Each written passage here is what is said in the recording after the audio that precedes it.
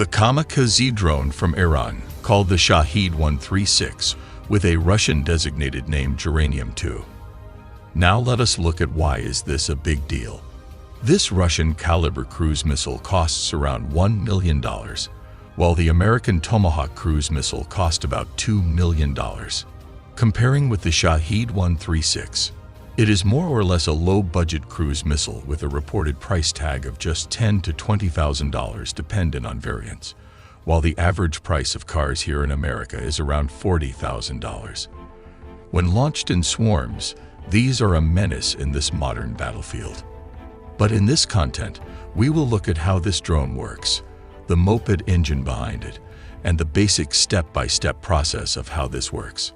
Again, this wouldn't be fair if the pros and cons are not analyzed and how they are being tackled. We will also look on how to counter the drones with old and new weapon systems. So let's get straight to the content.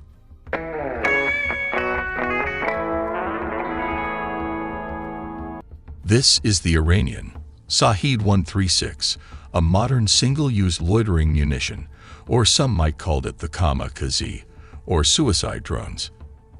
Now let us analyze what is a loitering munition. A loitering munition, commonly referred to as a suicide drone or kamikaze drone.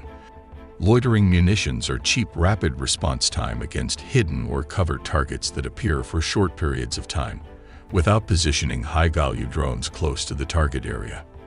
It has its advantage and disadvantages, which would be clarified throughout our content. Now let us look at the specification. The drone has a reported length of 3.56 meter with a wingspan of 2.59 meter. The drone has a delta wing configuration. Let's compare this to a person to understand its size.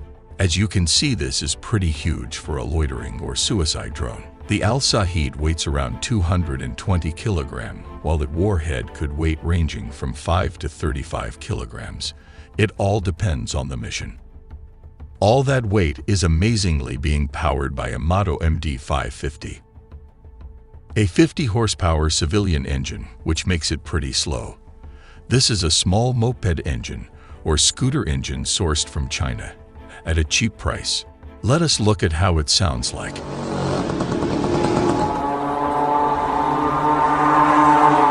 The soldiers on the battlefield reported it sounded like the World War II German planes, the Stuka. Interestingly, the Germans intentionally developed this siren to create a psychological impact in the battlefield. They would install a wind-driven siren that uttered a screaming sound at a maximum dive speed.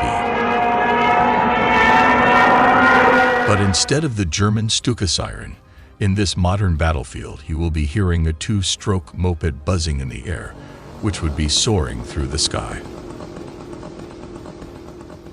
These are reported to be the flaps located just beside the two-stroke engine, and these are what are called the elevons, which function like the elevator of the plane.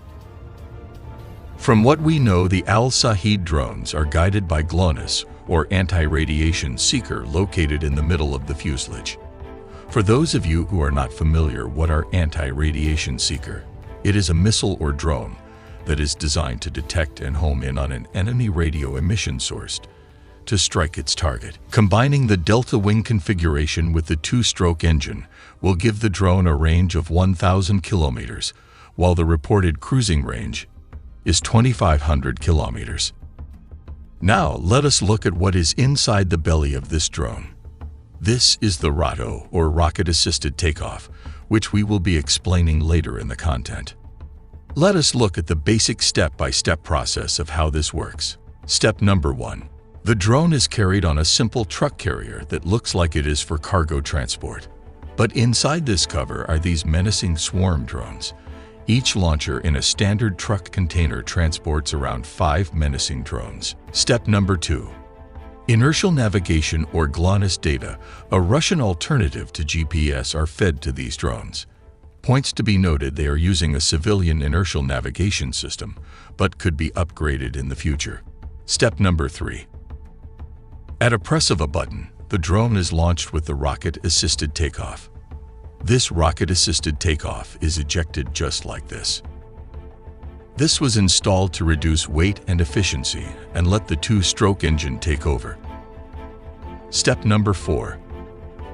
As these are swarm drones, a total of 5 to 10 are used all at once to overwhelm the enemy air defense system.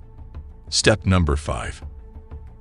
The drone will be loitering at extremely low altitudes, which would make them difficult to shoot. The UAV drones would be operating in a swarm. In addition, the Al-Shaheed 136 are quite small and have a composite structure, which makes them difficult to detect with the help of radars. Step number 6.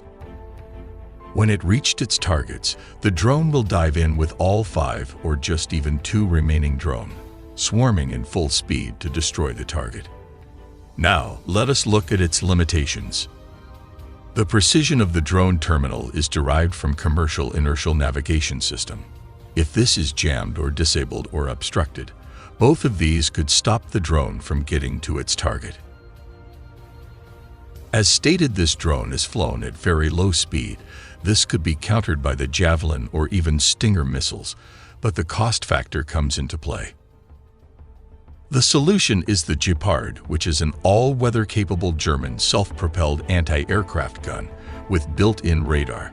These could counter most of the kamikaze drones at an effective range of 5.5 kilometers. The second cheaper version is the Soviet Union anti-aircraft gun Zu-23 used by Ukraine.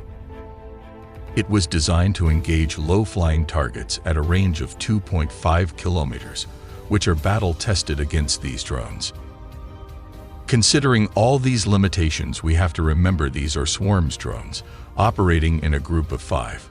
One drone could always get past the defense system, and thus create a dangerous weapon to the modern battlefield. At AI Tele, we produce basic engineering content regardless of countries or race. We love to know how stuff works. So smash the subscribe button to help us produce more content like these.